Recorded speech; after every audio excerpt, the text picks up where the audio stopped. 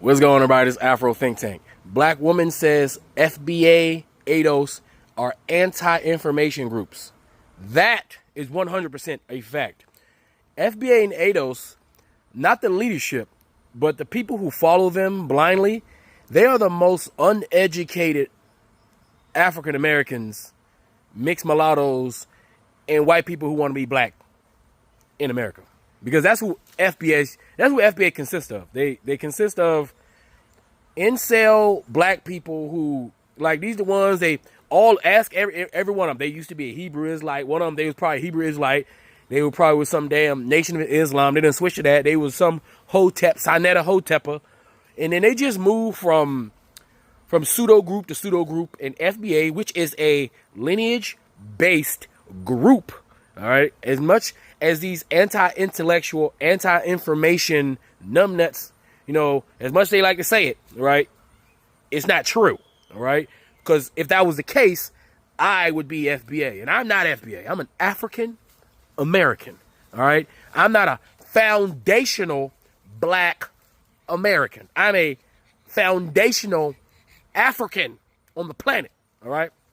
Anyway, I want you guys to listen to this woman because, as you can see, the more and more as their leaders run their mouths, the more and more Tariq Nasheed and Yvette Carnell and Antone and all the YouTube grifters who's grifting off the uneducated and very pliable crowd of people who subscribe to people like Tariq, right? Because there's a whole bunch of YouTubers who like Tariq's crowd, and they pander to FBA, and they say it to try to get more viewership, likes, and shares, and to be ingratiated with this xenophobic hate group. Because the people who do this are not aware enough of their surroundings to understand that they're associating themselves with an obviously distinct hate group that's meant to deunify the black community. And they possess no qualities of any respectable black black excellence group. They display zero qualities of any group that should be taken seriously when it comes to the thought of the African American. FBA does not represent the thought of the common sense, educated, fully aware, woke African American. FBA represents the bottom of the barrel. I skipped class. I skipped school. I didn't get a high school education. I used to be a Hebrew, Sinetta, freaking Native American, Chippewa, freaking Moor from goddamn New Canada and shit that used to be called Africa 5,000 years ago when the Africans first came over here, you know, as far, because, you know, they believe all that shit. They believe all that shit. These people are intellectually lazy, and they operate off emotional responses and what makes them feel good. The truth doesn't make them feel good. The truth doesn't satiate their need for pride.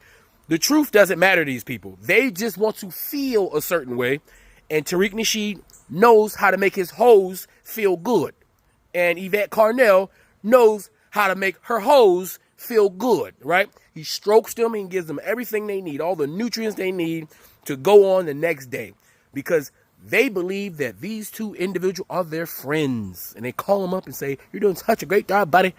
They call up Yvette Carnell. "Hey, sister, you have power."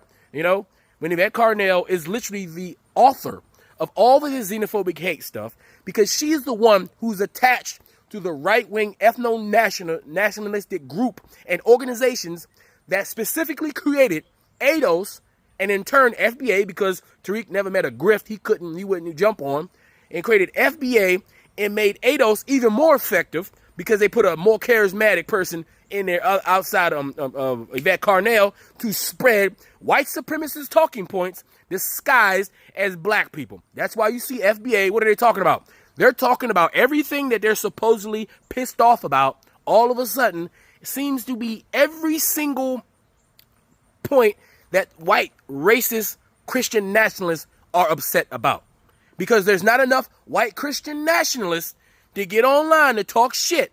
There's not enough of them because they're going extinct. So white folks have been getting contractual Coonerian white supremacists as often as they possibly can to project the rhetoric that they want to project in the world. And they know the vehicle of the Negro wrapped in hip-hop wrapping paper will be just the Trojan horse to send into the black community to get unintelligent, unaware black people to connect themselves and be associated with a group that's meant ultimately to disassociate them with other African people and to make them weak and ineffective Africans in this country.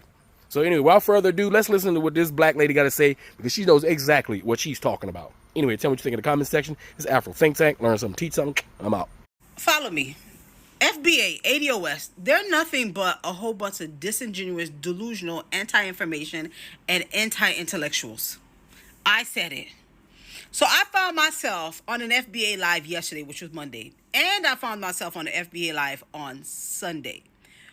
They invite you up just so they can speak over you. They will say one at a time, right? Do not unmute. But all their asses will unmute so they can dogpile on you. So that video with the orange shirt is from July. Let's watch something. Oh, them. We will call them that. Look at that dirty ass Haitian over there. Them niggas hate that shit. They used to hate that. Look at them dirty ass Haitians. Man, that dirty ass Haitian right there. That's what we used to say to them. Sunday, if not Sunday, was Saturday. I came on here and I said that I'm happy that a lot of this is going on.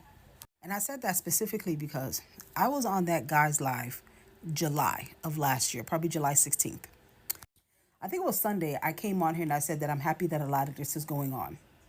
And when I said that on a live, and I also said that in my video, like I got DMs like, oh, Lina, so Abdillah, Bugisa, right? I like that this is going on because a lot of these black Americans who have been lying for sports is exposing themselves.